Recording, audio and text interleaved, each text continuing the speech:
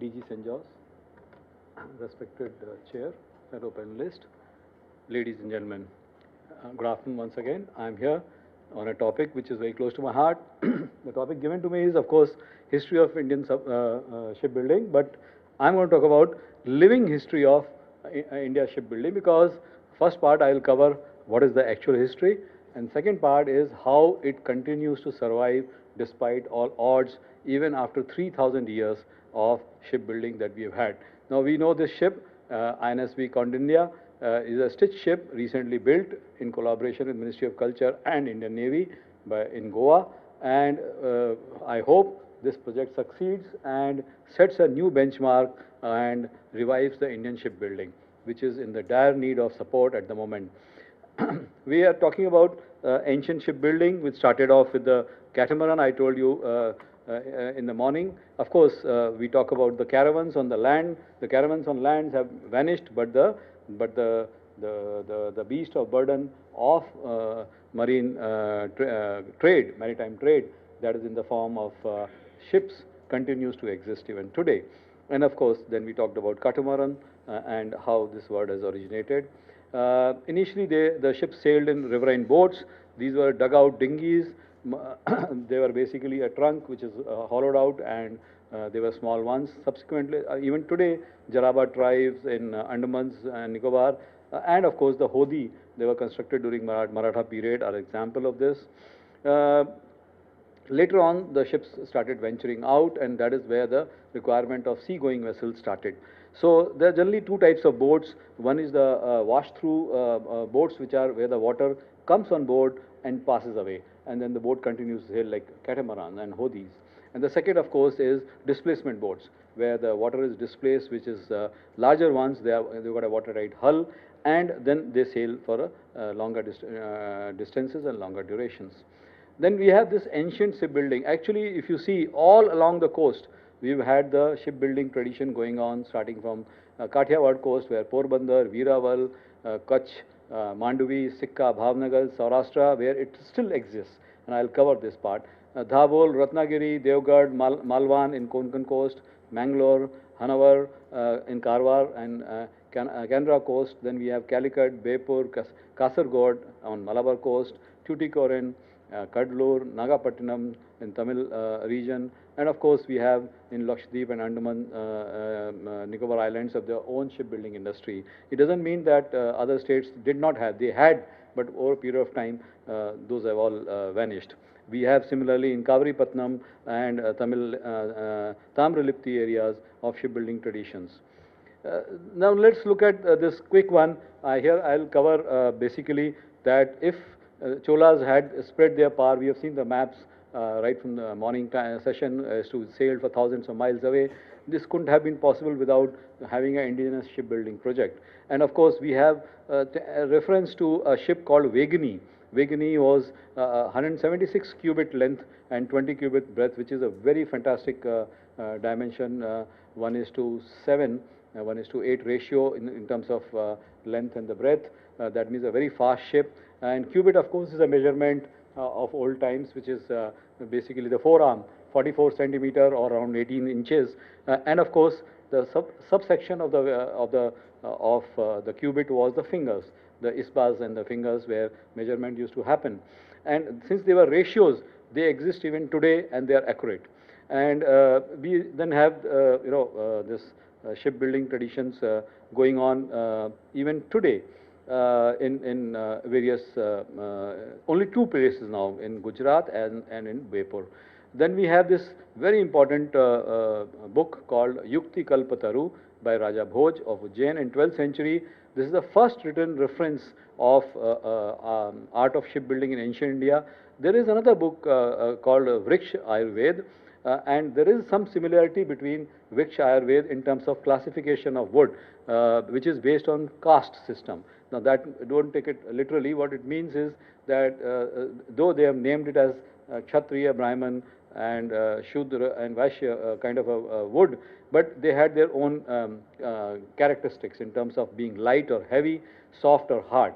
And the book says, do not mix the wood.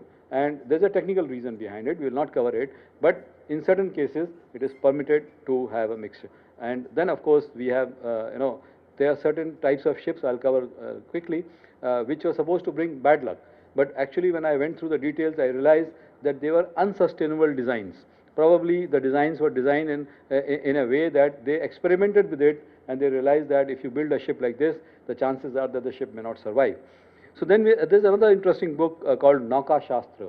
The Nauka Shastra originally was in Sanskrit. I believe the book is lost now, but a Tamil version of it, Nauka Shastra, is available. This is around 1500 AD, and this also talks about Indian shipbuilding. So here is the history that is available at the moment. Broad classification was Samanya and Vishesh. Samanya ships were the ones which were sailing in the coastal seas, and the Vishesh were the ones which were sailing in the high seas.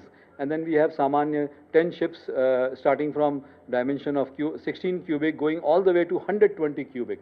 And of course, the last three were not considered to be good. The smallest one was called Shudra, and the largest one was called Manthara.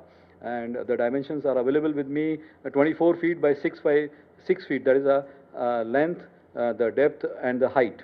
The width and the depth. So it goes up to 180 feet and long ship, which is very, very good even by today's standards. Then we had the then of course we had Vishesh, the sea-going ones. They talk about 10 types, which are Dirghas. Dirghas are basically the long ones, and the Unnats. Unnats were the ones which are higher. And then we realized that most of them, higher ones, were using outrigger, so that the ship could be balanced. But they knew the art that you required all these kinds of ships to operate in Indian Ocean in different conditions. And so is the case where when Vasco da Gama came initially, he had got a very large ships with him, but he realized that in Indian Ocean, those were not suitable. So when he came for the second voyage, and then in that case, he changed over to the smaller ships and the smaller sail areas also. They were much easier to handle in the Indian waters as compared to Atlantic. So then they have their number of mast and the paint scheme. They were 4-masted, 3-masted, 2-masted, and the single-mast ship. And then they had a color codification: white, red, yellow, and blue, depending on the mast numbers. Then we come to 12th century Shilahara dynasty period. There is a stone which is called Hero Stone or Viragal Stone. This is there in Exar in Maharashtra, and it depicts a hero who had gone to the battle, and therefore it also depicts the shipbuilding capabilities of that region. This is the Shilahara dynasty. Next comes is Maratha shipbuilding. So Maratha shipbuilding, some part of it were covered in the morning. Ships, the Marathas actually have left some records available. It's available in Peshwa Daftar in the form of drawings, not very accurate, but you can make out as to what kind of shipbuilding was going on. So Shivaji preferred smaller ships, guerrilla tactics, we talked about it, but later on Kanoji built much larger, sturdier ships, and they learned from the art from the European ships, because prior to the arrival of Europeans, Indian shipbuilding was in a different shape. There were no transoms, they were a double-ended construction. The sails were only triangular, whereas the Europeans were using square rig sails. The masts were inclined in case of Indian shipbuild, whereas in case of European, they were perpendicular and straight. So all those things subsequently started coming, and the corrections started taking place. And the interesting part is that all this resulted into improvements.